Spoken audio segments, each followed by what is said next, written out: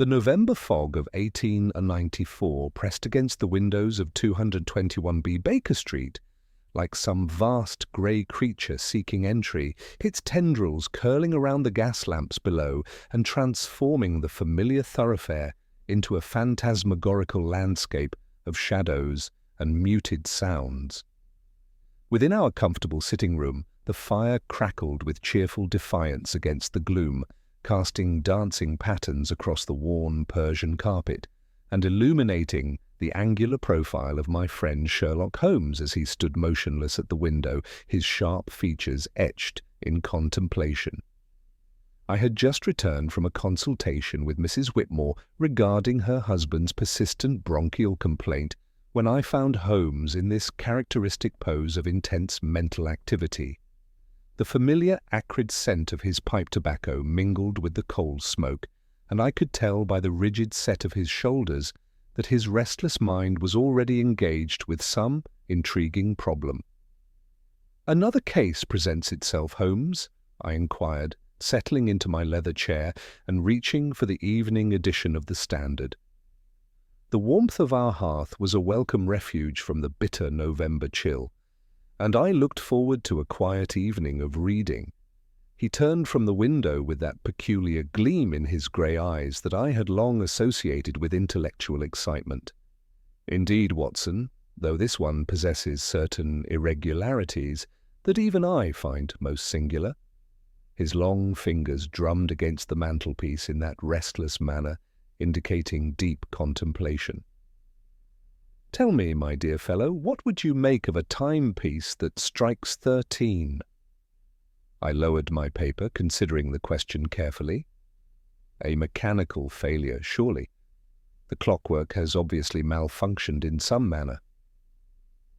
Precisely the conclusion reached by Inspector Lestrade when he examined the evidence this morning, Holmes replied, his lips curving into that sardonic smile I knew so well.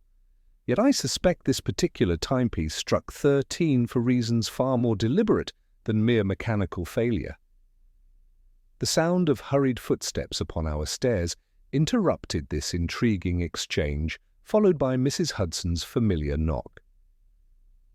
"Mr. Holmes, there's a gentleman to see you," came her voice through the door. "Says it's most urgent, and he's in quite a state, poor man." "Send him up directly, Mrs. Hudson," Holmes called, already moving toward his desk where he kept his case files. I watched as he quickly arranged several papers with sharp, purposeful movements, his entire demeanor transforming into that of a predator sensing prey. The man who entered our sitting room bore all the hallmarks of genteel distress. He was perhaps 35, spare to the point of slightness, with a narrow face marked by sleepless worry and spectacles that caught the gaslight in white circles. His well-tailored frock coat bore the damp marks of the outer fog, and his right glove was dark where moisture had wicked upward from his walking stick. There was something so controlled about his obvious distress that it lent him the bearing of one accustomed to responsibility under extreme pressure. "Mr. Sherlock Holmes," he began, his cultured voice betraying only the slightest tremor. "I am Peregrine Tyne, private secretary to Sir Lionel Darrow of Grosvenor Square. My master is dead, sir. He died last night under circumstances so extraordinary that Inspector Lestrade himself has requested, nay, begged, that I seek your assistance." Holmes's eyes, which had been languid and half-lidded, acquired instantly that startling intensity which never failed to impress me. He straightened, his long hands falling together with the fluid grace of a raptor folding its wings. "If Scotland Yard is prepared to beg," he observed in his driest tone, "we must indeed be upon the threshold of something remarkable. Pray be seated, Mr. Tyne. Watson, our visitor is thoroughly chilled. Perhaps you would be good enough to pour him some brandy." As I moved to comply, Holmes remained standing, his keen gaze fixed upon our client with that uncomfortable intensity that made so many visitors squirm. You have come regarding the death at Grosvenor Square, the locked room, and the matter of a timepiece that defied the natural order. Your walking stick bears traces of the distinctive gravel from the Darrow Estates drive. Your coat shows the particular pattern of water damage consistent with the ornate ironwork of that property's entrance gate, and there is a black mourning band around your hat, hastily applied and still bearing the shop marks from Harrods, indicating a very recent bereavement. Mr. Tyne stared at Holmes with undisguised amazement, nearly spilling the brandy I had just placed in his trembling hands. Remarkable, Mr. Holmes. Yes, Sir Lionel was discovered in his private study this morning under the most bewildering circumstances. The police are convinced it was death by natural causes, but I am certain, absolutely certain, that my master was murdered. Holmes settled into his chair with fluid grace, steepling his fingers beneath his chin. And what leads you to this conviction, Mr. Tyne? The watch, Mr. Holmes, that cursed watch. Our visitor's carefully maintained composure cracked slightly, and he took a steadying sip of brandy. Sir Lionel was found at his desk at 1:07 this morning. The household was awakened by the sound of his study clock, a magnificent grandfather clock that had kept perfect time for over 2 centuries, but instead of striking one, as it should have done, it struck 13 times. 13, Mr. Holmes. When the servants investigated, they found the door locked from within, the key still in the lock, the windows fastened, and Sir Lionel dead with his gold pocket watch clutched in his hand. I felt a chill that had nothing to do with the November fog. 13 strikes, I murmured. Most irregular indeed. Holmes leaned forward slightly, his interest clearly aroused. Tell me about this pocket watch. Was it in the habit of malfunctioning? Never, Mr. Tyne replied emphatically. It was Sir Lionel's most prized possession, a gold repeater of unusual size and exceptional craftsmanship. He wound it personally each evening and had it serviced twice yearly by Whitmore and Sons in Cheapside. It had never failed him in 30 years of ownership. And yet on the morning of his death, it somehow participated in this temporal impossibility. Holmes rose and began his familiar pacing before the fireplace. Most suggestive. The room was sealed from within, you say?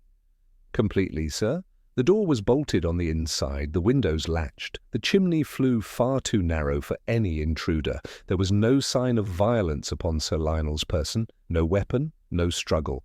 Yet in that close, still air, he was dead, and there was a peculiar smell, Mr. Holmes, not of any brandy or spirits, but something sharp and chemical, like varnish or lacquer. Holmes stopped his pacing abruptly. A chemical odour, you say? Yes, sir. It caught at the back of one's throat. Inspector Lestrade dismissed it as furniture polish, but I have been in that study countless times, and I know every scent of it. This was something foreign, something that did not belong. From his waistcoat pocket, Mr. Tyne produced a heavy gold watch, whose substantial weight made even my experienced hands take notice. Lestrade permitted me to bring this to you, along with this sealed letter that was found upon Sir Lionel's desk, addressed to his nephew, Mr. Edgar Vale. Holmes received the watch with the reverence of a priest handling a sacred relic, his sensitive fingers exploring every surface, every mark, every tiny imperfection that might speak to its history and recent experiences. The letter, bearing an unbroken seal of green wax, impressed with what appeared to be a ship under full sail, he set aside for the moment. Mr. Vale is Sir Lionel's heir, I presume? His sister's son and sole beneficiary. There has been some estrangement between them over business matters. Young Edgar has been rather free with his uncle's investments, making certain speculative ventures without proper authorization. Nothing criminal, you understand, but Sir Lionel was most displeased. And where was young Mr. Vale when his uncle met his unfortunate end? Mr. Tyne hesitated, clearly reluctant to voice his suspicions. He was staying at the Langham Hotel, sir, but he had dined with Sir Lionel the previous evening, and they had harsh words about money. The servants heard raised voices from the study. Holmes nodded thoughtfully, then with the delicate precision of a master craftsman, depressed the repeating mechanism of the watch. In the sudden hush of our sitting room, with only the fire's whisper and the distant rumble of London beyond our walls, the watch spoke.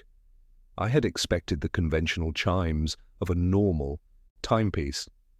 What I heard instead was a series of strikes that fell with the inexorable rhythm of fate itself. 12 came and went with solemn regularity, and then, after a pause that should have been final, came the 13th, clear, unmistakable, and utterly impossible. The sound seemed to hang in the air long after it had ceased, and I found myself staring at Holmes with the same expression of amazed bewilderment that must have marked the faces of Sir Lionel's household staff.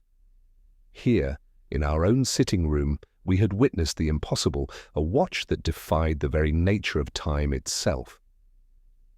Holmes set the watch down with infinite care, his grey eyes alight with that fierce intellectual hunger that marked the beginning of his greatest cases.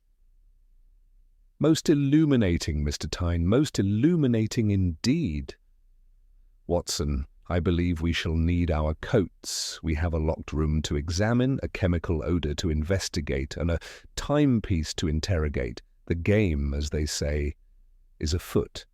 The hansom that bore us through the fog-shrouded streets toward Grosvenor Square moved like a ship navigating treacherous waters, its wheels finding purchase on cobblestones made treacherous by the November damp. Holmes sat in contemplative silence, the mysterious watch cradled in his long fingers as he subjected it to minute examination. The rhythmic clip-clop of our horses' hooves provided a steady counterpoint to his occasional murmurs of interest, as some fresh detail caught his attention. "Observe, Watson," he said without lifting his eyes from the timepiece, "the wear patterns along the crown and chain attachment. This watch has been handled with unusual frequency, yet always with the same precise grip. Note also these faint scratches around the repeating mechanism, recent additions, I would venture, and made with considerable skill." Mr. Tyne, who had maintained a respectful silence during our journey, leaned forward with evident concern. "Sir Lionel was most particular about that watch, Mr. Holmes. He consulted it constantly and wound it personally each evening at precisely 9 o'clock. It was a ritual with him, almost sacred." "Sacred indeed?" Holmes murmured, his keen eyes catching something that made him pause in his examination. "And yet someone has recently taken considerable liberties with its sacred mechanism." Our destination materialized from the fog, like a ship emerging from heavy seas, an imposing Georgian mansion whose elegant facade commanded a corner position on Grosvenor Square. Even in the grey afternoon gloom, the Darrow residence possessed an undeniable grandeur that spoke of old money and established position. As we alighted from the cab, I noticed Holmes pause to examine the distinctive gravel drive, gathering a small sample of the crushed Cornish granite between his fingers with that characteristic attention to detail that never failed to impress me. Inspector Lestrade emerged from the front entrance as we approached, his weather-beaten face bearing that expression of frustrated bewilderment I had come to associate with the more perplexing cases that crossed his desk. His greeting carried the grudging respect of a man forced to acknowledge superior abilities despite his professional pride. "Mr. Holmes, Dr. Watson, thank you for coming so promptly. I confess this business has me thoroughly baffled." Lestrade's voice carried an unusual note of genuine concern. "The room is exactly as we found it this morning, save for the removal of the body. Nothing disturbed, everything in perfect order. Yet the circumstances—" He shook his head in bewilderment. Holmes nodded curtly, his grey eyes already sweeping over the mansion's entrance with predatory intensity. The chemical odour that Mr. Tyne described, was it still present when you arrived? Aye, though it had largely dissipated by then. Sharp smell, like varnish or paint thinner. Had to open the windows to clear the air, we did. Understandable, though unfortunate from an investigative standpoint. Holmes's tone carried no criticism, merely the resigned acceptance of a man accustomed to working with incomplete evidence. The body showed no signs of violence. None whatsoever. Sir Lionel appeared to have simply expired at his desk as peaceful as if he had dozed off over his correspondence. The only unusual aspect was his death grip on that watch. Had to pry his fingers loose, we did. We followed Lestrade through the mansion's opulent interior, past portraits of stern-faced ancestors and maritime paintings that reinforced the naval heritage suggested by the watch's decoration. The study, when we reached it, proved to be a magnificent room lined floor-to-ceiling with leather-bound volumes, their gilt spines gleaming in the filtered afternoon light. The massive grandfather clock that had announced Sir Lionel's death with its impossible 13 strikes dominated one corner, its polished case rising nearly to the coffered ceiling.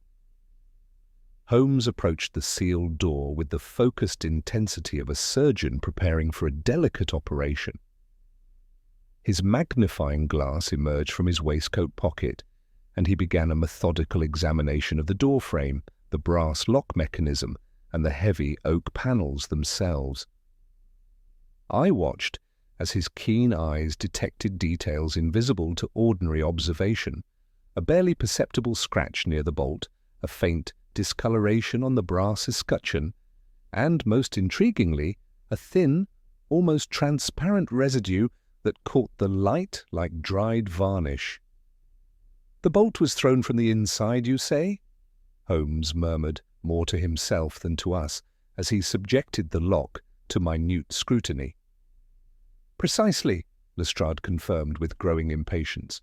"Key in the lock on the inside, bolt thrown, windows latched from within. We've been over it a dozen times, Holmes. There's no trickery with that door." Holmes straightened, his expression thoughtful. "Perhaps not with the door itself, Lestrade, but observe. This residue along the lock mechanism, the same substance, I venture, that we shall find upon the watch mechanism. Someone has been very busy indeed with chemical preparations." As Lestrade produced the key to unlock the study, the sharp, acrid aroma that had puzzled Mr. Tyne immediately assailed our senses, stronger now in the confined space.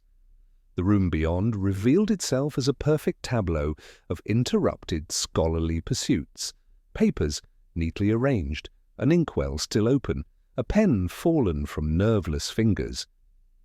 Yet something in this peaceful scene, as Holmes had observed, concealed murder most deliberate.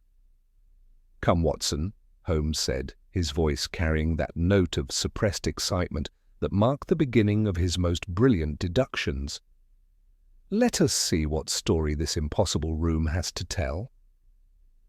The study revealed itself as a shrine to maritime achievement and scholarly pursuit, its walls lined with leather-bound volumes whose gilt spines caught the afternoon light filtering through tall windows.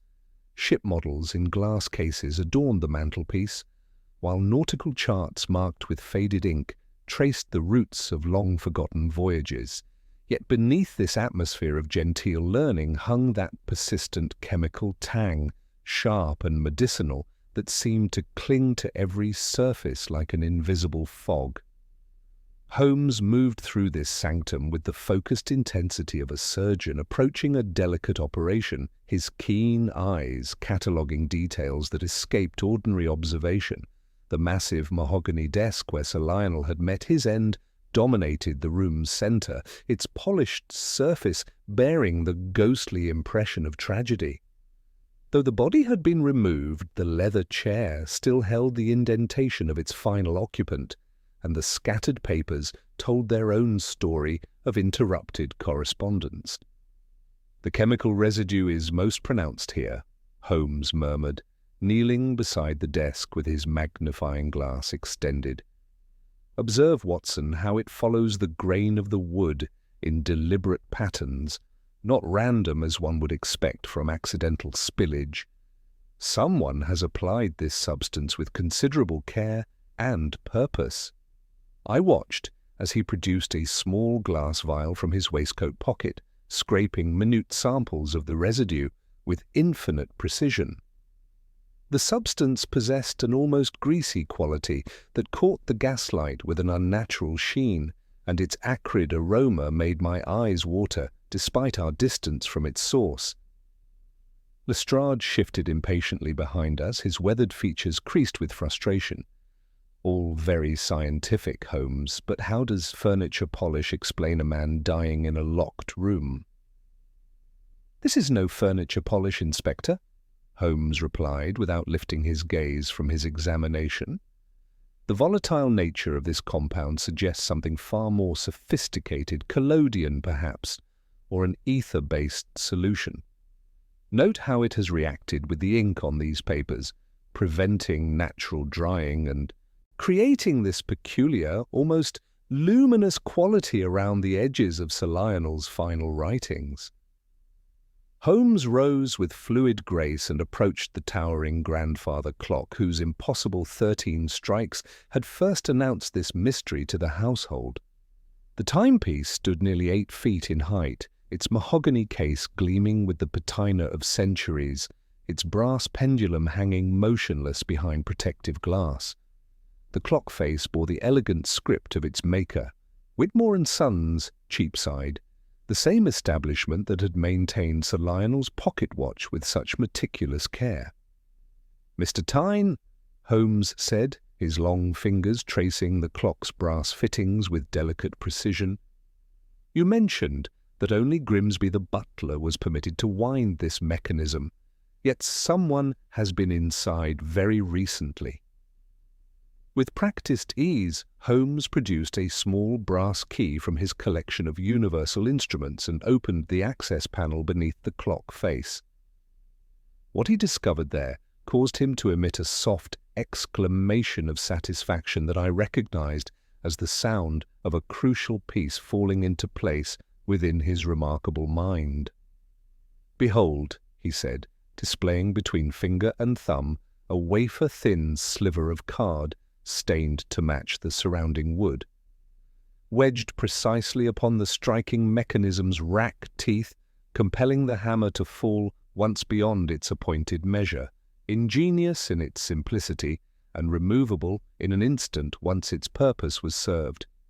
Lestrade whistled softly, his earlier skepticism giving way to grudging admiration. So someone rigged the clock to strike 13 and wake the household. But to what end, Holmes? "The 13th strike serves as more than mere alarm, Inspector. It fixes the moment in memory, creates expectation, and directs attention precisely where the perpetrator desires it focused." Holmes carefully placed the sliver in an envelope, sealing it with the methodical precision he brought to all evidence. A very loud finger pointing to a very small thing, as it were. Returning to the desk, Holmes subjected the mysterious letter addressed to Edgar Vale to minute examination. The green wax seal bore the clear impression of a 3-masted ship under full sail, its edges sharp and perfectly formed, despite the circumstances of its creation. "Most curious," Holmes observed, lifting the letter with infinite care. "Mr. Tyne, you mentioned this wax was still warm when Sir Lionel was discovered. Yet the rigor mortis was well advanced. How do you account for this temporal impossibility?" Our client frowned deeply, clearly troubled by the implications. "I cannot, Mr. Holmes. It seemed natural at the time. The heat of his body, perhaps. But now that you mention it—" "Precisely. Dead men do not seal letters, yet here we have evidence of recent sealing upon correspondence found beneath the hand of a man dead for hours." Holmes set the letter aside with characteristic precision. "The very impossibility of it suggests deliberate artifice. Moving to the windows that overlooked the mansion's rear garden, Holmes tested each latch with methodical thoroughness. The casements were indeed secured from within, their brass fittings showing no signs of recent manipulation. Yet, as he examined the carpet near the far bookcase, his expression grew increasingly thoughtful. "Watson, observe this depression in the carpet's nap, the clear impression of a man's knee, pressed long enough to leave its memory in the fibres. And here," he continued, producing his magnifying glass once more, "boot dust of a most particular composition. Note the bright mica content, characteristic of Bristol roadstone rather than the Cornish granite of this estate's drive." Mr. Tyne drew a sharp breath. "Sir Lionel has not travelled to Bristol in years, Mr. Holmes." "Precisely my point." Holmes rose, brushing the telltale dust from his fingers. "Someone else has brought Bristol's distinctive soil into this sealed chamber." Near the hearth, among the neat clinker and whisper of ash, he discovered additional evidence, a tiny glass bulb, its neck pinched and blackened, no larger than a thumb joint.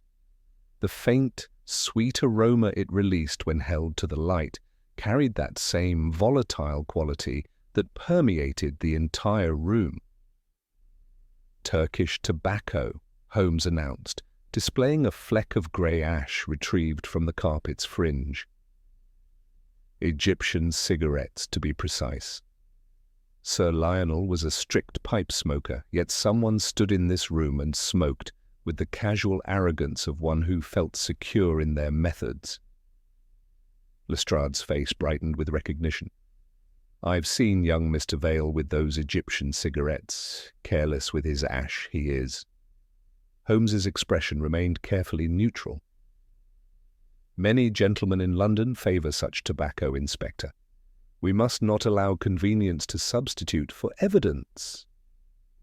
Yet I detected in his tone that particular note of suppressed excitement that marked the moments when his remarkable mind began assembling the scattered pieces of a complex puzzle. "The inheritance, Mr. Tyne," Holmes continued, his keen gaze fixed upon our client. "You mentioned Mr. Vale as sole beneficiary. Was this arrangement recent?" "Sir Lionel amended his will some 6 months past after a reconciliation with his nephew. Edgar had been rather free with certain investments, but they had resolved their differences.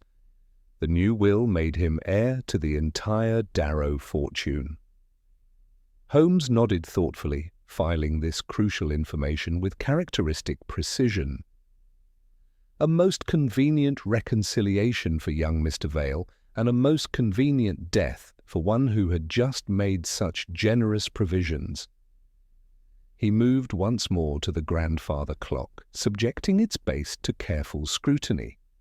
What he discovered there, additional traces of the mysterious chemical compound concentrated around the striking mechanism, seemed to confirm some nascent theory forming within his brilliant mind.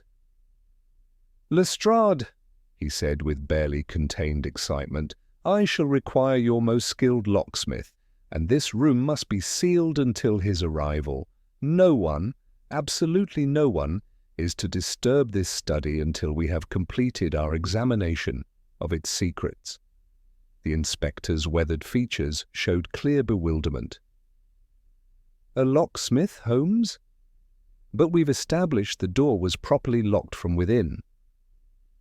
Holmes's smile carried that peculiar quality of satisfaction that marked his finest moments of deduction. "Indeed, Inspector, the door itself employed no trickery, but I suspect this room conceals mechanisms far more ingenious than simple locks and bolts." He cast one final comprehensive glance around the study, as if committing every detail to his extraordinary memory. "Come, Watson, we have a nephew to interview, a watchmaker to consult, and a most elaborate deception to unravel. The game grows more fascinating by the hour." As we prepared to leave Sir Lionel's final sanctuary, the chemical aroma seemed to intensify, as if our investigation had somehow awakened the very molecules that held the secret of this impossible crime. Holmes paused at the threshold, his grey eyes alight with that fierce intellectual hunger that I had learned to associate with his most brilliant cases. "The method begins to reveal itself," he murmured, more to himself than to us. "Now we must discover the man behind the mechanism." Holmes lingered just long enough to impress upon Lestrade the absolute necessity of sealing the chamber and admitting no one until his investigation was complete. He then requested a word with Grimsby, the butler, who appeared in the corridor, his composure outwardly intact, save for the pallor beneath his dignified exterior. Grimsby confirmed that the household had been roused by the clock's strange chimes at 7 minutes past 1, "Right to 13, sir, as clear as church bells," and that he had hurried up from the butler's pantry to find the door locked, the lamp burning low, and an acrid, chemical tang lingering in the air. Holmes's questions were gentle but relentless. "You wind the clock yourself, Grimsby?" Holmes inquired. "Every Saturday, sir, regular as the post. I last wound it 2 evenings ago. Sir Lionel always insisted no one else touch it." "And the sealing wax?"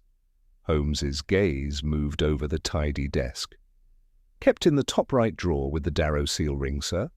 I noticed the taper for melting wax had been used, the bowl still warm when we entered, and the fire had been banked since midnight. That seemed odd to me." "Any visitors last night?" Holmes's tone was soft, but his eyes were intent. "Only Mr. Vale, sir. He dined with Sir Lionel, and they quarrelled, loudly. Mr. Tyne stayed after to take dictation for half an hour. The house was quiet by 9. There was just a late delivery, a small parcel from Cheapside, left by a boy. I set it on the sideboard in the study. But when we entered this morning, it was gone." Holmes's expression sharpened. He exchanged a quick glance with Watson, then turned to Mr. Tyne, who had been listening silently. "A missing parcel freshly arrived, its disappearance coinciding with the crime. Another thread in our web, Watson." The investigation next led us through the fog to Cheapside, where Whitmore and Sons presented a dignified frontage of polished glass and gold lettering. Mr. Whitmore, a precise gentleman of steady hand and even steadier temperament, received Holmes gravely. At the mention of Sir Lionel, he nodded with regret. "A finer patron we could not wish for. His repeater was here for cleaning just last week. My apprentice, Keane, attended to it, a capable young man, from Bristol originally." Holmes's eyes narrowed slightly. "There was also an inquiry last month, was there not, about the effects of a shim upon the rack teeth?" Whitmore produced the ledger. "A note on Darrow stationery signed by Mr. Tyne, authorizing the discussion. I assumed it proper. Mr. Tyne has brought the watch before." Holmes examined the workbench with interest. "What cement do you use for balance jewels?" "Orange shellac dissolved in spirits, and sometimes collodion as a temporary binder. Its odour is unmistakable." Holmes nodded, his expression unreadable. "You say Keane is away this afternoon?" "Yes, sir. He lodges off Saffron Hill."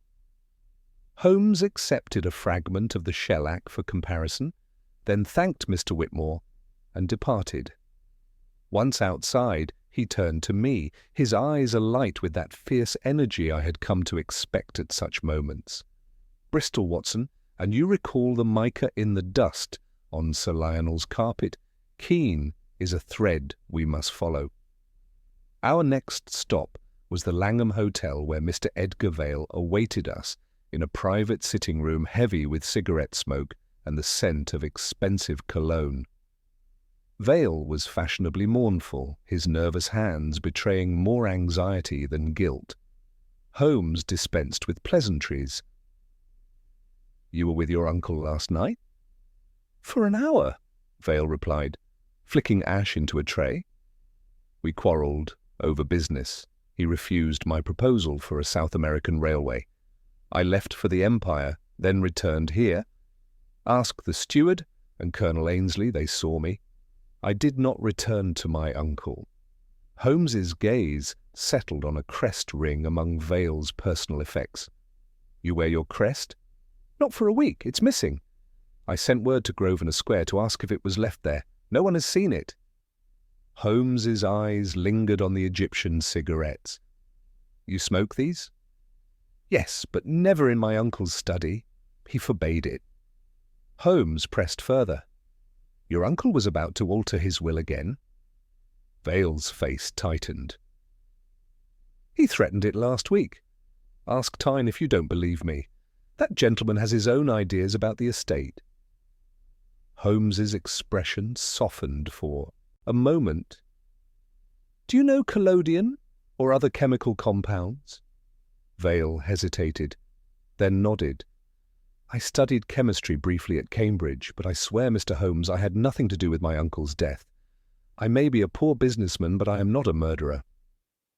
Holmes studied him for a long moment, then nodded. I believe you. Someone with knowledge of your circumstances and your uncle's habits is orchestrating an elaborate deception, perhaps to frame you.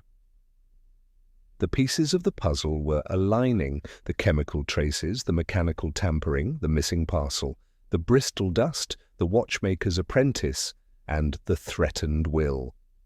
Holmes's mind was clearly racing ahead, drawing these disparate threads together. As we left the Langham, Holmes's step grew brisk. Saffron Hill, Watson. We must find Keene. There, perhaps, lies the hand that taught the watch to lie and the clock to shout, "Look here," at 13. The fog thickened around us as we set out, the mystery deepening with every step, yet I sensed that Holmes was closing in on the heart of an ingenious and sinister plot. The narrow, fog-shrouded streets of Saffron Hill presented a stark contrast to the genteel squares we had left behind, their cramped tenements and grimy shop fronts speaking of honest poverty and industrious struggle. Holmes moved through these labyrinthine alleys with the confidence of one intimately familiar with London's hidden arteries, his sharp gaze cataloguing details that spoke to his encyclopedic knowledge of the city's inhabitants and their trades. The acrid tang of coal smoke and small manufactories thickened the already oppressive fog, creating an atmosphere that seemed to press against us like a living thing. We found Keene's lodging house, squeezed between a rag-and-bone shop and a dealer in scientific instruments, its narrow frontage bearing the weathered respectability of the working poor. The landlady, Mrs. Pembroke, received us with cautious courtesy, her flour-dusted hands betraying recent domestic labours. At the mention of Scotland Yard and the gleam of Holmes's sovereign, her resistance melted, and she led us up creaking stairs to a small chamber under the eaves. The room bore all the hallmarks of meticulous craftsmanship adapted to cramped quarters. A narrow cot occupied one corner, while a deal table served as workbench, its surface scarred by the careful precision of delicate labour. Holmes moved through the space with predatory grace, his keen eyes missing nothing of significance. Upon the makeshift workbench, he discovered the remnants of recent chemical work: glass vials containing traces of collodion, fragments of shellac, and, most tellingly, scraps of stiff paper, stained with the familiar brown residue we had encountered in Sir Lionel's study. "Observe, Watson," Holmes murmured, lifting a crumpled square of wrapping paper bearing the legend, "Whitmore and Sons, Cheapside."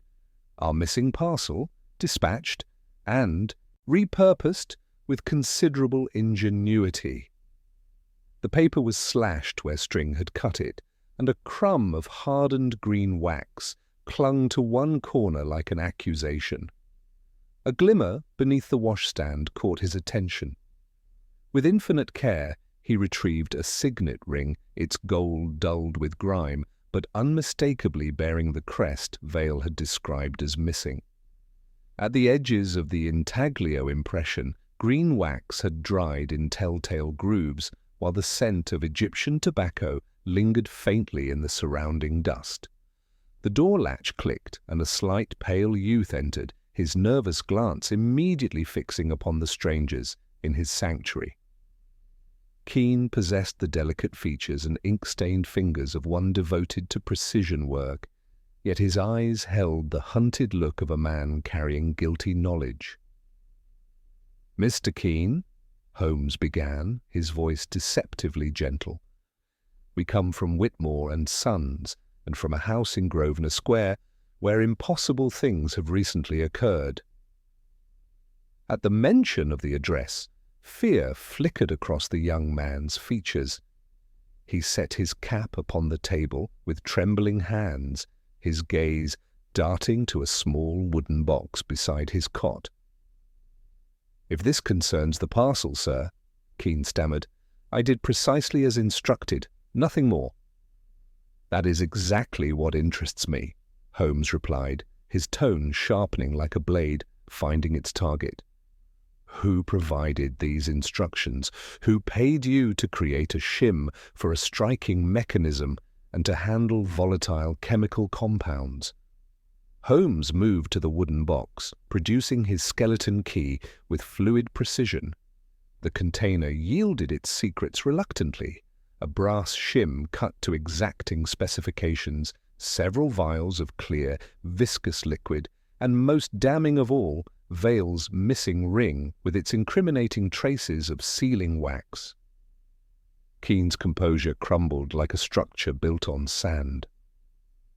"I was told it was a harmless prank," he whispered, his voice barely audible above the distant rumble of London beyond the grimy windows. "A practical joke on a difficult employer. He said no harm would come to anyone." "He?" Holmes pressed, his grey eyes boring into the young man's soul with uncomfortable intensity. "Mr. Tyne," Keene confessed, the words tumbling forth like water through a broken dam. "Peregrine Tyne. He approached me a fortnight ago, said he knew of my skills from Whitmore, offered me a position, a workshop of my own, if I would assist in teaching Sir Lionel a lesson about treating his staff with proper respect." The revelation struck me with the force of physical blow. Tyne, the devoted secretary who had sought our assistance with such apparent sincerity, was the architect of this elaborate deception. Holmes's expression hardened with grim satisfaction, the final pieces of his mental puzzle clicking into place with audible precision. The Bristol dust, the chemical knowledge, the intimate familiarity with Sir Lionel's habits, and the household routine, Holmes murmured, more to himself than to us. All orchestrated by the one man positioned to observe, to plan, and to execute with such meticulous attention to detail. Keene looked up with desperate hope. He said it would only frighten the old man, make him appreciate his staff better. "I never intended murder, sir. I swear upon my mother's grave." Holmes's voice carried the weight of inexorable justice. "Murder was always the intention, Mr. Keene, though not by your hand. You were merely the instrument, carefully chosen and skillfully manipulated." He gathered the evidence with swift efficiency, his movements betraying the urgency that now drove him. "Watson, we must return to Grosvenor Square immediately. Mr. Tyne will be expecting news of his planned success, and we must not disappoint him." As we prepared to leave the cramped chamber, Holmes paused at the threshold, his keen gaze taking one final inventory of the scene. "The game approaches its climax," he said, with quiet intensity. "Now we shall see how well our devoted secretary performs when the roles are reversed, and he finds himself the subject rather than the orchestrator of careful observation."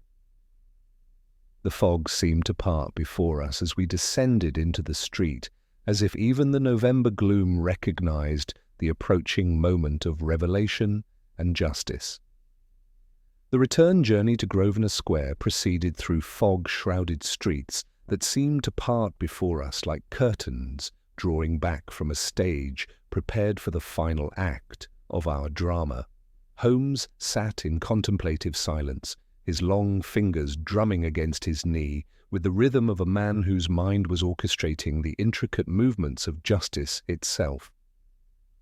The evidence gathered from Keen's squalid lodging had provided the final threads needed to weave together the tapestry of deception that Peregrine Tyne had so carefully constructed. "A masterpiece of misdirection, Watson," Holmes observed as our hansom clattered over the cobblestones. "Our devoted secretary understood that the most effective lie contains within it the largest possible measure of truth. By genuinely seeking our assistance, he positioned himself as the concerned victim rather than the calculating perpetrator, while simultaneously ensuring that any investigation would proceed along the carefully prepared channels he had established. The Darrow mansion received us with an atmosphere of heightened tension, its gaslit windows seeming to watch our approach with the expectant attention of an audience awaiting the climax of a particularly gripping theatrical performance. Lestrade met us at the entrance, his weathered features bearing the frustrated expression of a man wrestling with evidence that refused to conform to conventional logic. "The locksmith has completed his examination, Holmes," he reported with evident perplexity.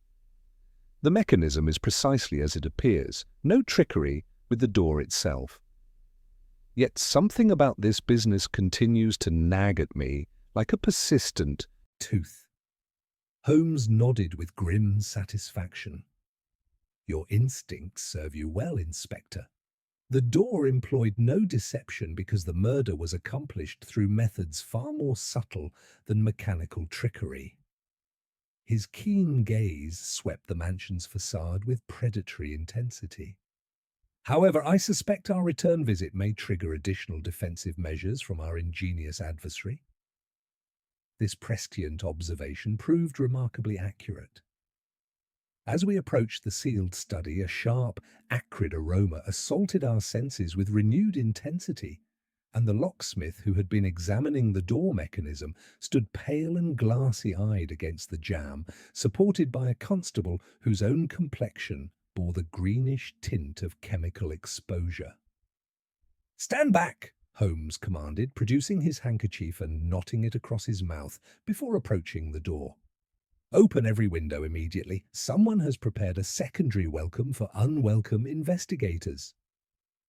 The cold November air rushed through the opened casements, diluting the noxious fumes that eddied from the study like the last exhalation of some chemical beast. Upon the carpet near the desk lay the glittering remains of a tiny glass ampule, its pinched neck blackened, its contents evaporated into atmospheric menace. Holmes examined the device with the focused intensity of a surgeon studying a particularly complex pathology. "Observe, Watson," he murmured, stooping to lift a brass spring mechanism from beneath the desk's writing slide. "A tension device, delicate as watch hair, designed to release its poisonous burden when the desk was disturbed.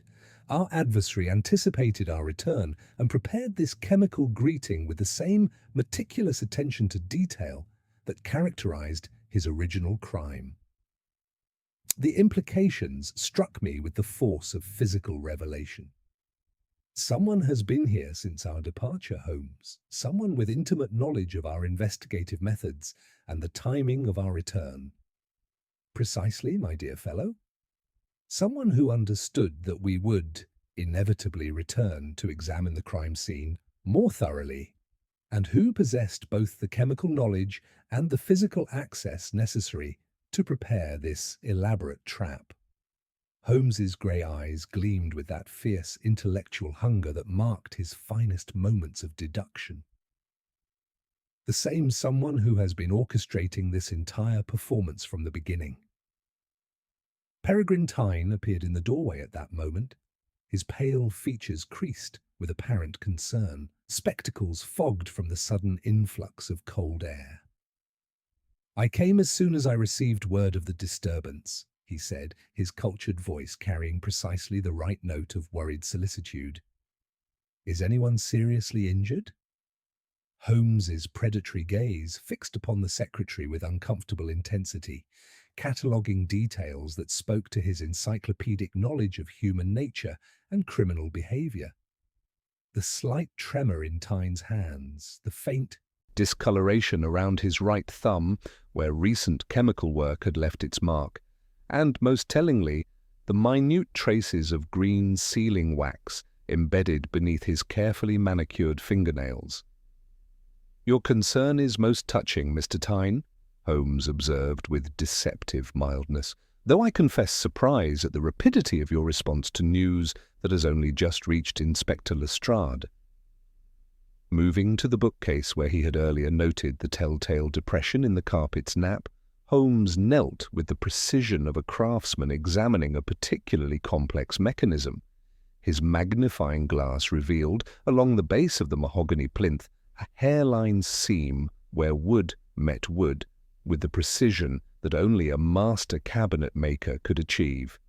The faintest draught of cold air whispered through this concealed opening, carrying with it the distinctive aroma of the service passages that honeycombed the mansion's interior structure.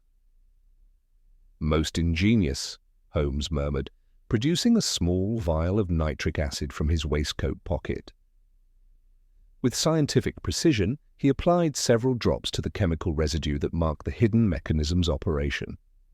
The reaction was immediate and dramatic. The brown stain flared into brilliant orange before fading to pale yellow, leaving behind the unmistakable signature of collodion exposed to concentrated acid. "The same chemical compound found in young Keene's lodgings," Holmes announced with quiet satisfaction. "The same substance that has transformed this study into a laboratory of murder, complete with concealed passages and chemical booby-traps worthy of the most elaborate stage production." Tyne's scholarly composure began to show hairline fractures like fine porcelain, subjected to sudden temperature change. His hands, previously steady despite their telltale chemical stains, now trembled with barely suppressed nervous energy as he adjusted his spectacles with mechanical precision. "These are most serious accusations, Mr. Holmes," he said, his voice carrying a note of desperate authority. "I hope you possess more substantial evidence than chemical stains and the fevered imaginings of a common criminal." Holmes straightened with fluid grace, his expression hardening into the cold satisfaction of a chess master announcing checkmate. "Indeed I do, Mr. Tyne. The evidence speaks with the clarity of molecular truth, immune to the most elaborate deceptions." He gestured toward the concealed passage with theatrical precision. This hidden route provided access to the study without disturbing the conventional locks and bolts that so thoroughly baffled Inspector Lestrade. The chemical preparations ensured Sir Lionel's death appeared natural, while the mechanical modifications to the grandfather clock created the temporal impossibility that directed attention precisely where you desired it focused. The secretary's pale features had acquired the waxy pallor of a man watching his carefully constructed world crumble into ruins. Yet even now, his scholarly training asserted itself in one final attempt at maintaining his elaborate deception. "You speak of motives, Mr. Holmes, but what possible reason could I have for harming the man who had been my benefactor for so many years?" Holmes's smile carried the weight of inexorable revelation. "The oldest motive in the criminal lexicon, Mr. Tyne: greed, complicated by fear of discovery. Sir Lionel had recently reconciled with his nephew and altered his will accordingly, but you knew his mercurial nature better than anyone. You understood that another change of heart was not merely possible, but probable, particularly if certain irregularities in the estate's management came to light." The final piece of the puzzle clicked into place with audible precision as Holmes produced Vale's signet ring from his pocket, its gold surface dulled with the telltale residue of recent criminal use. This ring, stolen to create the false evidence that would implicate the obvious heir, bears traces of the same green sealing wax found beneath your fingernails. Chemistry, Mr. Tyne, is an unforgiving science that records every transaction in permanent script. Tyne's composure finally shattered completely, his scholarly facade crumbling like ancient parchment exposed to flame. The game was over, the elaborate deception exposed, and justice prepared to claim its due. The transformation that overcame Peregrine Tyne in that moment was as complete and startling as the metamorphosis of a chrysalis bursting open to reveal something entirely different within. The scholarly diffidence that had marked his every gesture since our first meeting fell away like a discarded mask, replaced by the cold calculation of a cornered predator who understood that his elaborate game had reached its inevitable conclusion. His pale eyes, previously hidden behind the protective barrier of spectacles, now blazed with a mixture of fury and desperate cunning that spoke to the true nature that had lurked beneath his cultivated exterior. "You speak with such certainty, Mr. Holmes," Tyne said, his voice acquiring a silken quality that carried undertones of barely restrained menace. "Yet proof and suspicion are vastly different creatures, as any man of law would readily acknowledge. Chemical traces and circumstantial evidence may weave compelling narratives, but they hardly constitute the foundation for criminal prosecution." Holmes regarded the secretary with the detached interest of a naturalist observing a particularly fascinating specimen. "You mistake me for a man who deals in mere suspicion, Mr. Tyne. I deal in facts, and the facts in this case speak with the clarity of mathematical proof." He moved to the concealed passage with theatrical precision. This hidden route provided you with access to the study without disturbing the conventional locks and bolts. The chemical preparations ensured Sir Lionel's death appeared natural, while the mechanical modifications created the temporal impossibility that directed attention precisely where you desired it focused. Holmes approached the grandfather clock with predatory grace, opening the access panel to reveal the brass shim that had been modified to produce the impossible 13 strikes. Your method was as elegant as it was undetectable, requiring nothing more than precise timing and an intimate knowledge of your victim's medical history and psychological vulnerabilities. With dramatic flourish, Holmes gestured toward the desk where traces of the chemical compound still marred the polished wood. "You employed a carefully prepared solution of collodion mixed with a mild cardiac stimulant, not lethal in itself, but designed to heighten anxiety and accelerate the heart rate. Combined with the psychological shock of fabricated evidence presented at the moment of greatest vulnerability, it created the perfect conditions for cardiac arrest in a man already weakened by age and existing heart condition." From his waistcoat pocket, Holmes produced a dispatch box bearing Sir Lionel's naval seal, its contents rustling with the whisper of damning documentation. The true genius lay not in any single deception, but in the orchestrated campaign of psychological warfare. You had been systematically embezzling from the estate for months, using your position to forge authorizations and redirect funds. When Sir Lionel began to suspect irregularities, you realized that discovery was inevitable unless drastic measures were taken. Holmes opened the box with ceremonial precision, revealing documents that bore the unmistakable evidence of financial manipulation. These records, which you attempted to destroy, detail a pattern of theft that would have seen you transported or worse. Rather than face exposure, you chose to eliminate the one man who could testify against you, using forged evidence to implicate his nephew while simultaneously triggering the fatal cardiac episode. Tyne's composure cracked visibly as the weight of exposure settled upon him. Yet even in defeat, his scholarly training asserted itself in one final gambit. "Conjecture and circumstantial evidence," he stammered, his voice thin and reedy. "You have no direct proof of deliberate murder, merely a web of inferences that could support multiple interpretations." "On the contrary," Holmes replied with deadly calm, "your own preparations convict you with scientific precision. The chemical compounds, the mechanical modifications, the stolen ring, the forged documents, all speak to premeditation of the most calculated variety."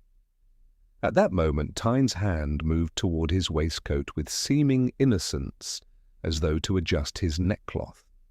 The motion appeared trivial, but Holmes moved with pantherine speed, his long fingers closing upon Tyne's wrist, just as a puff of acrid vapor burst from beneath the man's cuff and billowed into our faces with choking sharpness. Even with my handkerchief pressed to my mouth, my eyes watered violently, while Lestrade swore and staggered backward. Tyne twisted like an eel, slipped Holmes's grasp by a hair's breadth, and sprang not for the door, but for the bookcase seam that Holmes had exposed. The panel yielded with a practised click, and in an instant he was gone, leaving behind only the fading sting of the irritant and the tremulous quiver of the hidden door. Holmes plunged after him without hesitation, and I followed as best I could, my breath catching in the stale air of the narrow passage that ran behind the study wall.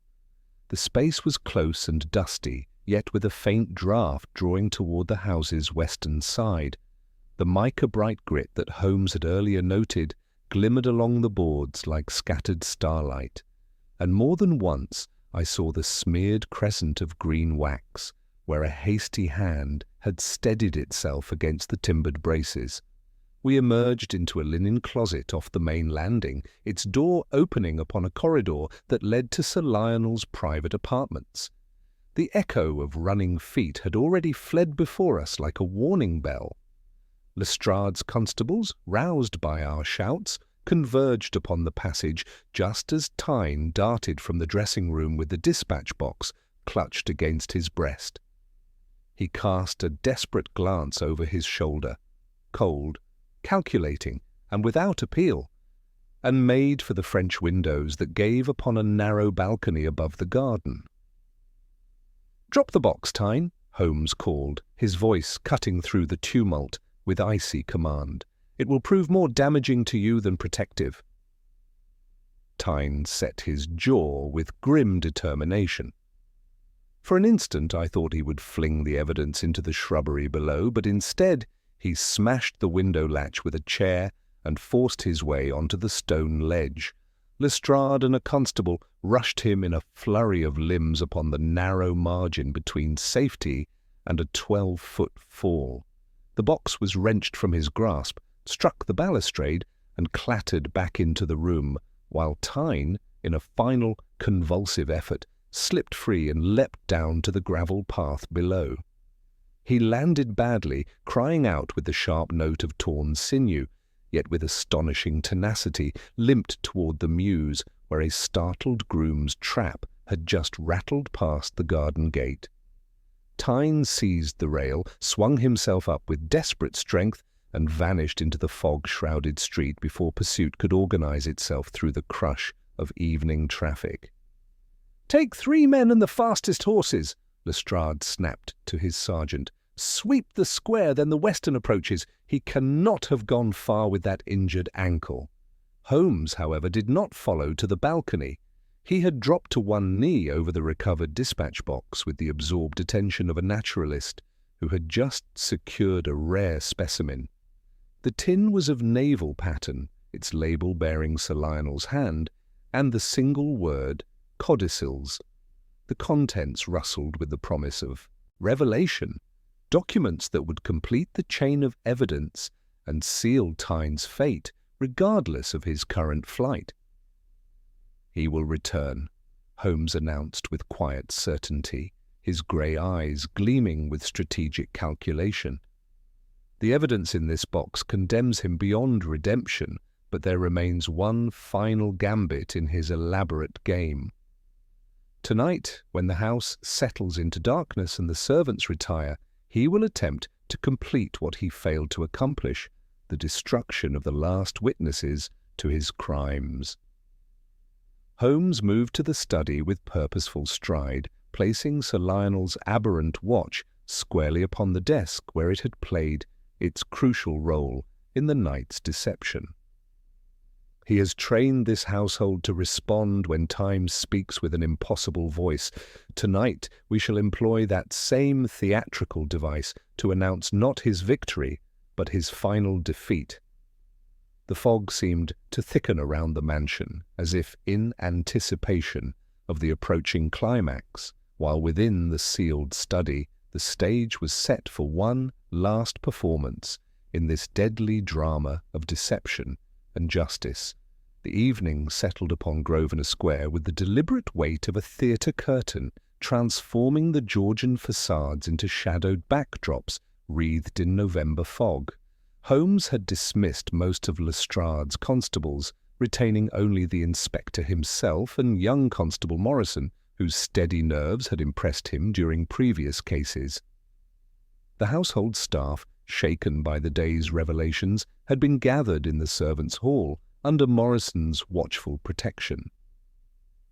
"Our fugitive possesses intimate knowledge of this house's every secret," Holmes observed, as he methodically examined the study's concealed panel. "He will return under cover of darkness, driven by desperation, and the knowledge that those documents contain evidence sufficient to see him hanged. A cornered animal is most dangerous when it believes itself without options." Holmes spent the intervening hours transforming the study into an elaborate trap, employing the same theatrical principles that Tyne had used to such devastating effect. He restored the grandfather clock to proper function, removing the original shim, yet made subtle modifications of his own. A network of nearly invisible wires stretched across entrance points, connected to bells that would announce any unauthorized intrusion with crystalline clarity. The beauty of Tyne's original plan lay in its psychological sophistication, Holmes explained, as he adjusted the final wire with surgical precision. He understood that the human mind seeks patterns, particularly when confronted with impossibilities. We shall now turn his own cleverness against him. Holmes produced curious devices of his own devising from his coat, a small bellows fitted with gauze and charcoal, which he positioned beneath the desk to capture stray chemical vapors. He soaked handkerchiefs with vinegar and tucked them into our sleeves, then dusted the door handle with lamp black so that the lightest pressure would leave its accusation. The dispatch box lay prominently upon the desk, its contents now catalogued and secured, yet positioned as irresistible bait.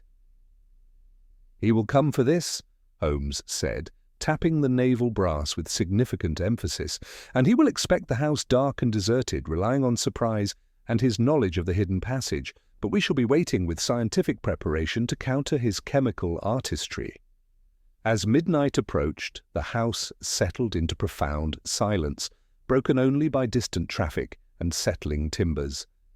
Holmes positioned himself behind the massive desk where Sir Lionel had met his calculated end, while I took station near the bookcase concealing the hidden passage. The fog thickened beyond the windows, transforming gaslit amber into pools floating in grey obscurity.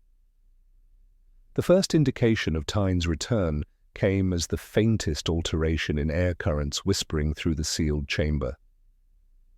The hidden panel yielded with well-oiled silence, and a shadow, darker than surrounding gloom, slipped into the study with fluid grace. Tyne moved through the familiar space with confident precision, his injured ankle causing only slight irregularity in his gait. He had exchanged scholarly spectacles and formal attire for the dark clothing of a housebreaker, yet his pale features retained that calculating intelligence that made him so formidable. "Good evening, Mr. Tyne," Holmes said quietly, his voice cutting through silence with surgical precision. I trust your ankle has not inconvenienced you unduly during your extended constitutional." The secretary froze, reaching toward the dispatch box, pale eyes reflecting gaslight like those of a nocturnal predator, caught in sudden illumination. Yet even in this moment of exposure, his scholarly training asserted itself in one final attempt at deception. "Mr. Holmes," he replied with admirable composure, "I confess surprise at finding you here at such an irregular hour. I returned to collect certain personal effects that might be misinterpreted by the authorities." "Personal effects?"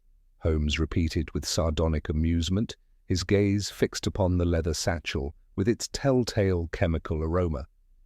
"How thoughtful of you to consider potential misinterpretation, though I suspect the authorities would find your collection of exotic compounds rather more illuminating than you prefer." Holmes rose with fluid grace, his long frame unfolding like a predator preparing to strike.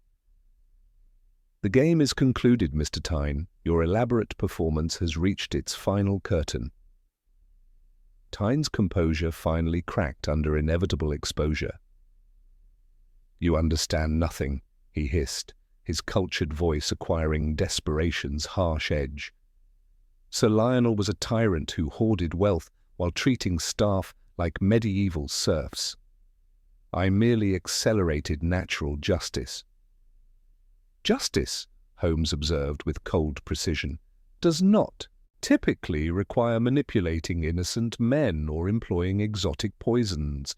Your motives were considerably more prosaic than philosophical reformation." With sudden, explosive violence, Tyne hurled his satchel toward the gaslight, glass vessels shattering against the fixture in cascading chemical fire that filled the study with acrid smoke and dancing shadows. In the confusion of hissing vapors, he lunged toward the dispatch box with desperate strength. Holmes moved with pantherine speed, his prepared countermeasures drawing the worst vapors into the charcoal bellows, while his long fingers closed upon Tyne's wrist. They struggled in flickering light, two shadows locked in deadly combat as the grandfather clock continued its measured count, indifferent to human drama beneath its ancient gaze. Lestrade's running feet echoed from the corridor, his bull's-eye lantern cutting through chemical haze like a sword of light.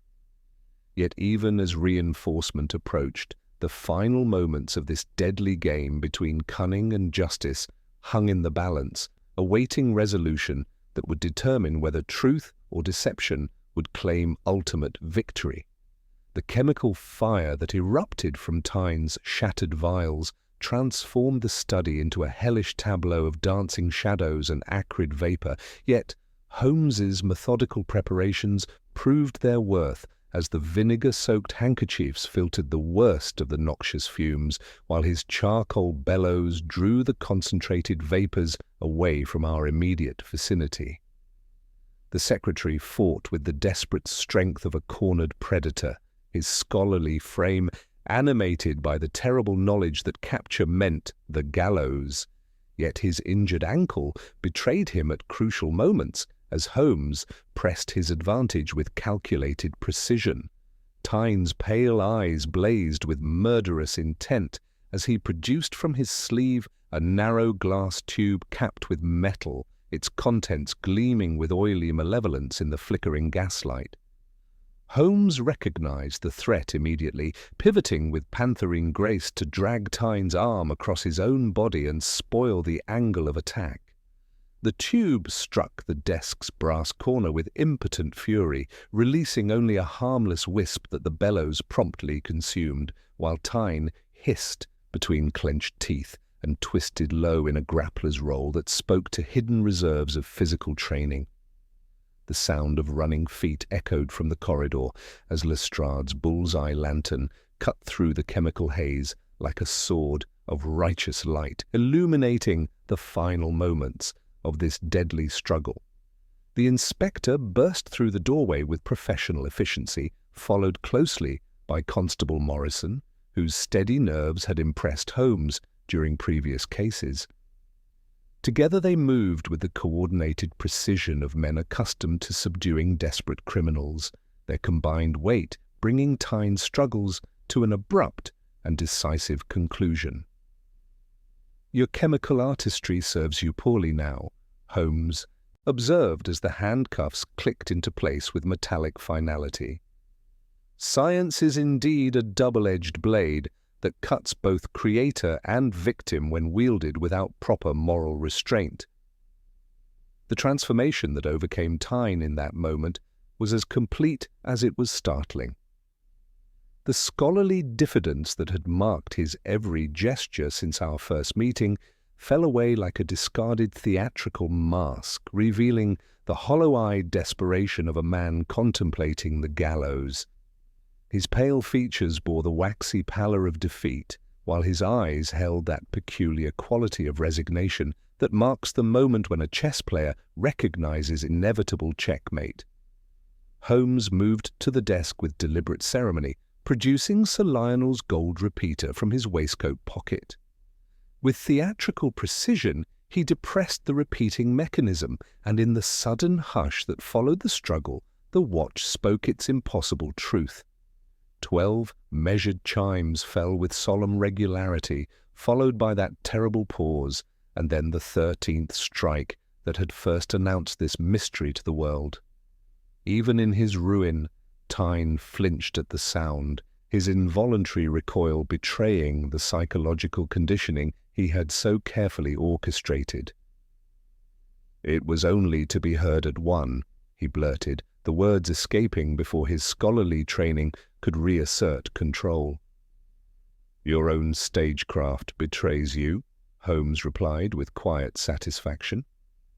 "You taught this household to attend when time speaks with an impossible voice, yet you failed to consider that the same theatrical device might be employed to announce not your victory, but your ultimate defeat." The dispatch box yielded its secrets with damning completeness as Holmes spread the documents across the desk's polished surface. Each forged authorization and falsified account bore witness to months of systematic embezzlement, while Sir Lionel's final, unfinished letter to his solicitor revealed the truth that had sealed the secretary's fate. The old man had discovered the deception and was preparing to expose his trusted employee's criminal activities. "He knew," Holmes announced, holding the scorched document to the gaslight with reverent attention. "Sir Lionel had uncovered your systematic theft and was requesting a complete audit of the estate's finances, the reconciliation with his nephew, the altered will, the appointment of an outside auditor, all threatened to destroy the comfortable position from which you had been looting his fortune." Tyne's shoulders sagged as the full weight of exposure settled upon him like a burial shroud. "He was impossible to please," he said, with bitter resignation, demanding, suspicious, never satisfied with the devotion I showed him. When circumstances forced me to certain irregularities, he showed no understanding, no mercy for a man who had served him faithfully for 15 years. "Circumstances," Holmes repeated with cold precision, "do not typically require exotic poisons and elaborate mechanical deceptions. Your choices were your own, Mr. Tyne, and they led inexorably to this moment of reckoning." As Lestrade prepared to escort the prisoner from the scene of his crimes, Holmes gathered the scattered evidence with meticulous care, each document and chemical sample bearing witness to the intricate web of deception that had nearly succeeded in its murderous purpose.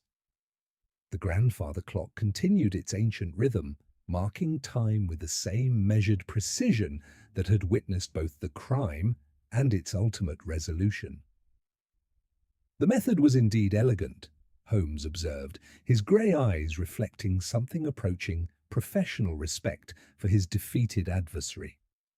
The psychological manipulation, the chemical precision, the mechanical ingenuity, all combined to create a nearly perfect crime. Your only error lay in underestimating the power of scientific method when applied with equal precision to the detection of criminal activity. The fog began to lift from Grosvenor Square as dawn approached, its grey tendrils retreating before the first pale light of morning. Within the study where Sir Lionel had met his calculated end, the impossible mystery of the watch that struck 13 had finally yielded its secrets to the relentless logic of Sherlock Holmes. Yet one final revelation awaited, the complete reconstruction of the crime that would illuminate every shadow and expose every deception for the benefit of justice and the historical record. "Come, Watson," Holmes said with quiet satisfaction, his voice carrying the weary triumph of a man who had pursued truth through its most labyrinthine passages. "Dawn brings the promise of clearer air and clearer understanding. In the morning light, we shall lay bare the complete anatomy of this remarkable crime, leaving no detail unexplained and no question unanswered."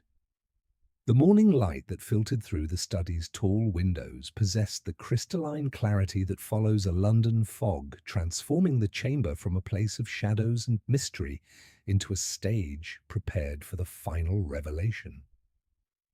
Holmes stood before the assembled company, Lestrade with his weathered features creased in anticipation, Edgar Vale pale but resolute in the leather chair where his uncle had breathed his last, Grimsby maintaining his butler's dignity despite the horror of recent events, and young Keane brought trembling from his Saffron Hill lodgings to face the consequences of his unwitting participation. Holmes began his exposition with the measured cadence of a professor addressing an attentive class, his grey eyes reflecting the satisfaction of a complex puzzle finally resolved. "Gentlemen, the beauty of Mr. Peregrine Tynes's method lay not in any single deception, but in the orchestrated symphony of misdirection that transformed premeditated murder into apparent natural death while simultaneously implicating an innocent man.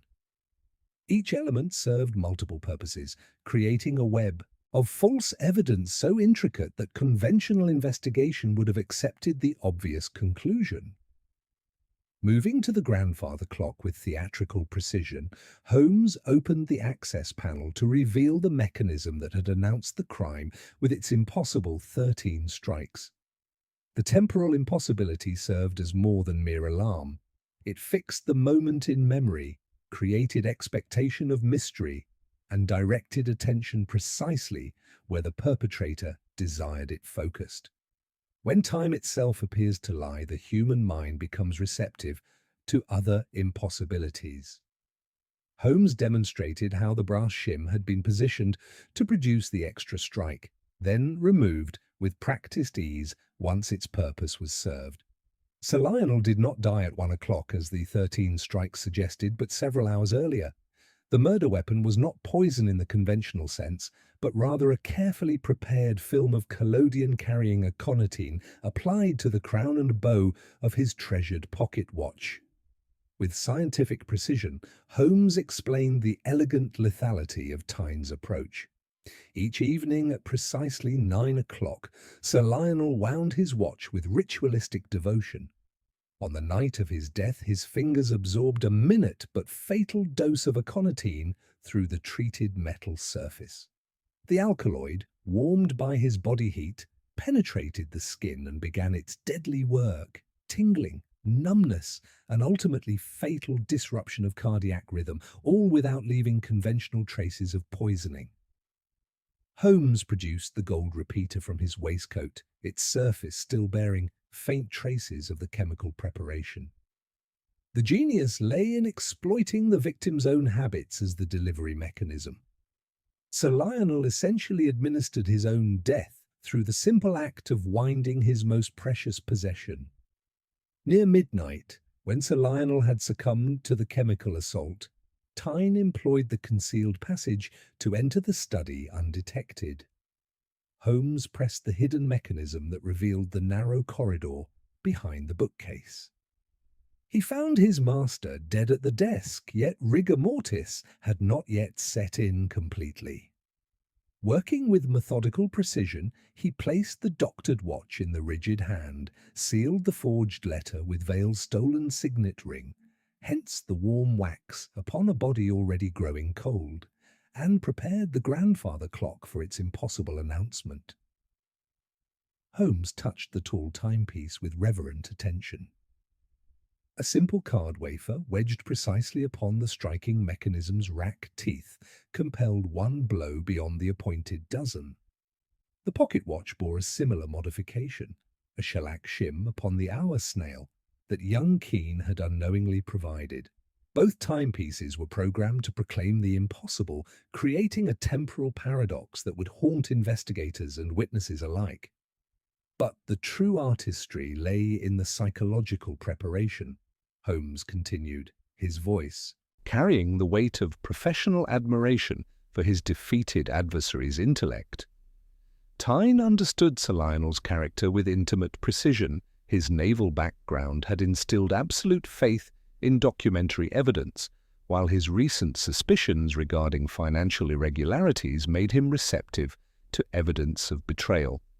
The forged documents suggesting Edgar's treachery, presented at the moment of chemical vulnerability, created the perfect conditions for fatal cardiac acceleration. Holmes spread the damning financial records across the desk's polished surface. These documents reveal the true motive, months of systematic embezzlement that Sir Lionel had begun to suspect. The reconciliation with his nephew, the amended will, the planned audit, all threatened to expose Tyne's criminal activities and destroy the comfortable position from which he had been systematically looting the estate. Every element was designed to serve multiple purposes, Holmes observed, producing Vale's signet ring with its telltale traces of green sealing wax. The stolen ring provided authentication for forged documents, the Egyptian cigarette ash cast suspicion upon the obvious heir, and the Bristol dust from Keene's boots, that distinctive mica-bright grit we found in the carpet, established the connection to our unwitting accomplice. Edgar Vale leaned forward with evident distress, finally understanding how narrowly he had escaped the gallows.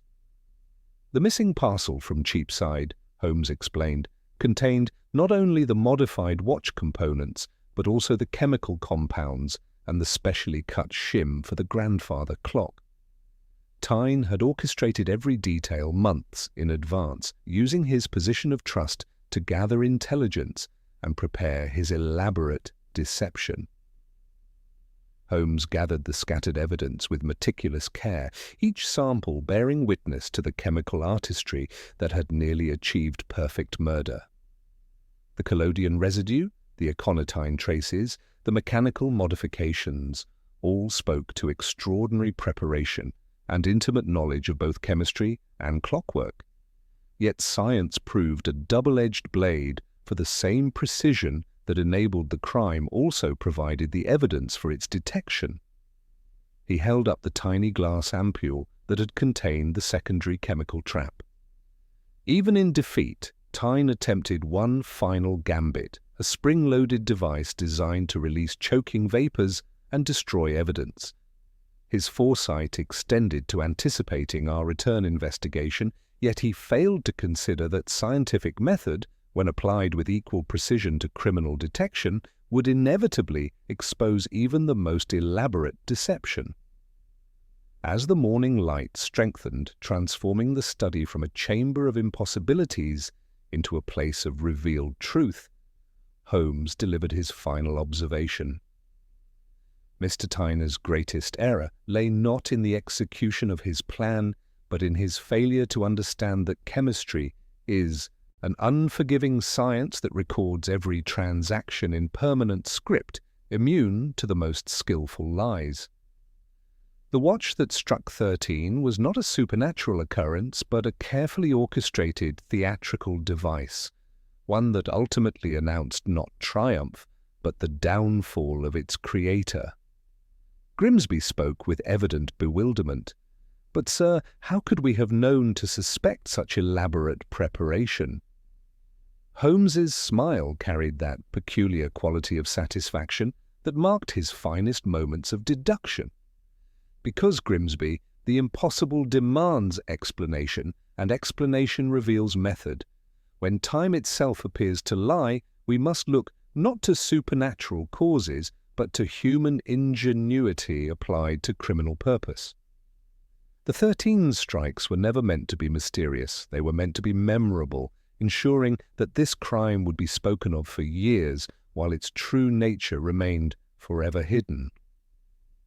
The impossible mystery of the watch that struck 13 had finally yielded all its secrets to the relentless logic of detection, yet, as Holmes carefully packed away the evidence that would seal Tyne's fate, his expression suggested not triumph but the quiet satisfaction of duty performed with characteristic precision. Justice had been served, truth had prevailed, and the great clock of time itself could resume its honest measure of mortal hours. The machinery of justice engaged its gears with characteristic London efficiency in the days that followed. Peregrine Tyne, his scholarly composure finally and permanently shattered, was formally charged with murder, embezzlement, and conspiracy at Bow Street Magistrates' Court. The evidence Holmes had so methodically assembled proved overwhelming in its scientific precision. The chemical residues, the mechanical modifications, the forged documents, and young Keene's reluctant but complete testimony formed an unbreakable chain of proof that even the most skillful barrister could not dispute. Edgar Vale, cleared of all suspicion and inheriting his uncle's considerable estate, departed for the countryside a profoundly changed man. The brush with the gallows had stripped away his casual arrogance, replacing it with a sobering appreciation for both life's fragility and the terrible consequences of financial recklessness. Before leaving London, he pressed upon Holmes a substantial cheque, which my friend declined with characteristic indifference to monetary reward, suggesting instead that Vale employ the sum to redeem those business ventures that possessed some skeleton of prudence beneath their flesh. The green waxed letter that had so puzzled Holmes during our initial investigation proved, when finally opened in Lestrade's presence, to contain not the damning evidence Tyne had fabricated, but rather a gentle admonishment from Sir Lionel to his nephew, concluding with an affectionate assurance that family bonds must not be shipwrecked upon the reefs of business disagreement. The document bore Sir Lionel's authentic hand, yet the date had been clumsily altered and the wax applied post-mortem, final proof of Tyne's desperate attempt to create evidence of betrayal where none existed. Young Keene, pale with shame but grateful for leniency, was bound over as a witness rather than charged as an accomplice. The law, in one of its occasional moments of wisdom, recognized him as a tool rather than an architect of the crime.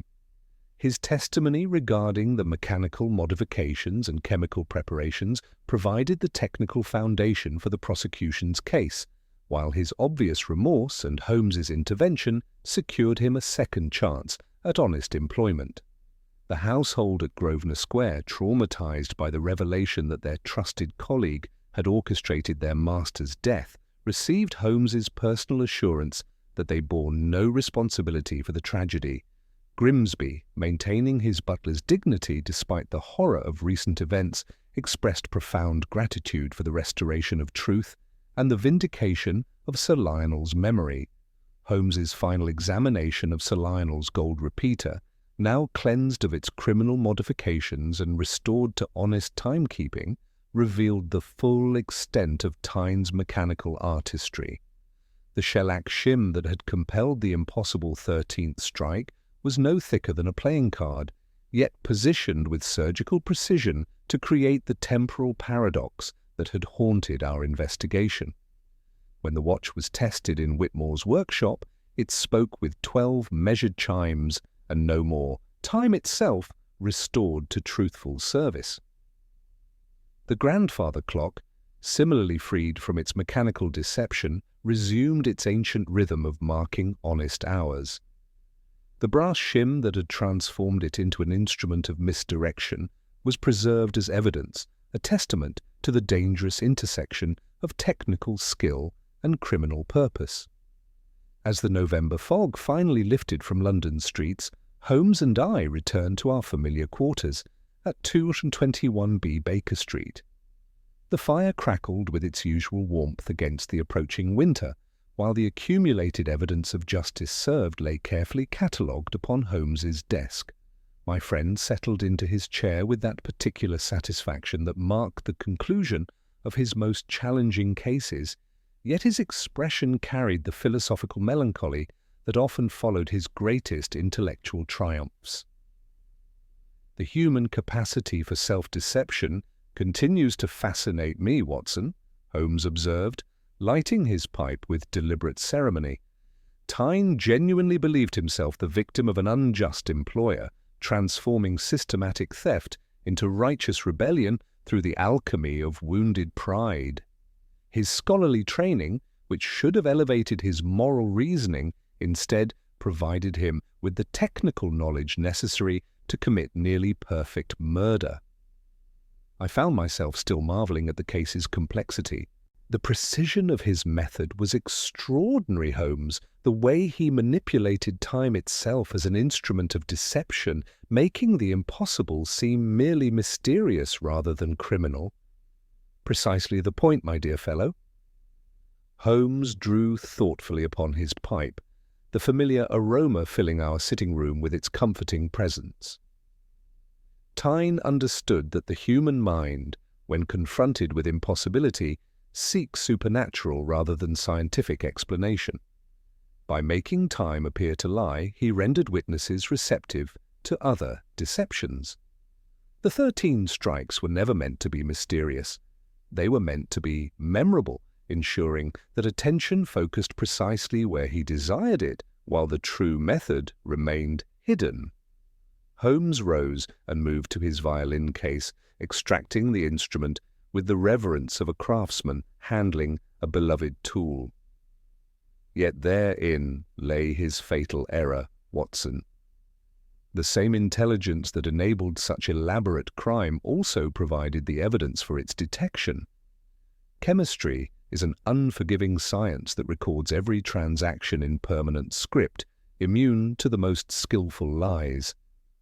As evening shadows lengthened across our comfortable quarters, Holmes drew his bow across the strings, coaxing forth a melancholy air that seemed to capture both the satisfaction of justice served and the eternal sadness of human corruption.